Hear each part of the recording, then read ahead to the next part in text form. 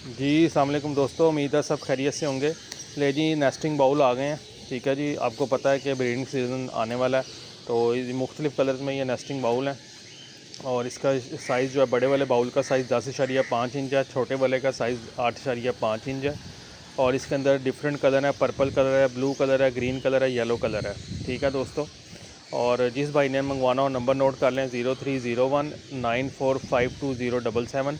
और ये वाले जो मैट हैं, ये बाउल हैं 2 किस्म के हैं। इसके साथ कोकोनट मैट वाला भी है, ये देख लें, ये कोकोनट मैट वाला बाउल है, ये 350 रुपये का आपको मिलेगा। और ये नॉन ब्रेकेबल है। इसके ऊपर ये देखें भाई खड़े भी हो गए हैं, तो ये एक बंदे का वज़न भी बर्दाश्त करता है और इधर उधर भी हिलता नहीं है।